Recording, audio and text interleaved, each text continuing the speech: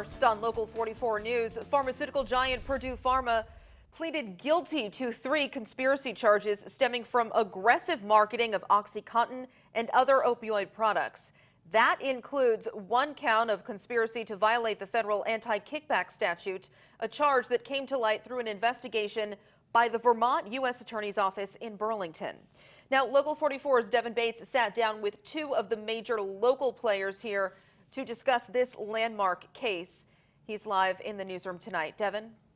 Yeah, Lauren, among other improprieties, Purdue executives paid off an electronic health records company to generate more referrals for OxyContin prescriptions, which fueled the opioid epidemic that killed thousands of Americans. Christina Nolan said it was an unprecedented and ambitious investigation that was well executed by her team. They worked with no models. There's no playbook for how to investigate these cases. 2 AUSAs in an incredibly efficient period of time broke new ground in healthcare law and sent a message to Big Pharma and Big Tech. Vermont's involvement in digging into Purdue's predatory prescribing scheme began when Assistant U.S. Attorney Owen Foster was investigating the electronic health record company known as Practice Fusion. When the nature of their relationship with Purdue Pharma was called into question, Assistant U.S. Attorney Michael Drescher was brought in to accelerate the investigation. We traveled all over the eastern part of the United States, interviewing witnesses who were employees or former employees of both Purdue and Practice Fusion.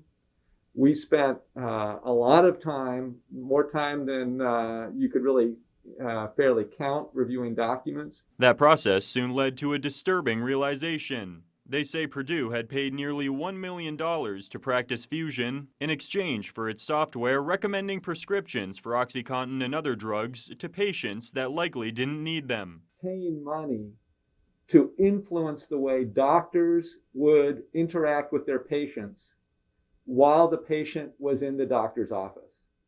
And they paid money to Practice Fusion to influence that relationship in the hope that it would generate increasing prescriptions of this extraordinarily dangerous opioid. In pleading guilty, Purdue said it's taking responsibility for its role in the opioid epidemic. It agreed to a settlement that hands down the largest penalties ever to a pharmaceutical manufacturer. And the company will be dissolved and replaced with a public benefit company the Justice Department claims will direct its earnings toward combating this crisis. Still, there's been criticism over the fact that none of the company's leaders who apparently made billions off of this scheme are currently facing jail time. Nothing about this resolution releases any individual from criminal liability. And indeed, the U.S. Attorney's Office in New Jersey has said publicly that they have ongoing investigations of individuals, criminal investigations.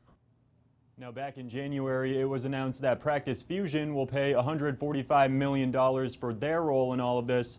In addition to Vermont's effort, the U.S. Attorney's Office in New Jersey, the DOJ's Consumer Protection Branch, the FBI, and the DEA were all key to this investigation. Live in the newsroom tonight, Devin Bates, Local 44 News.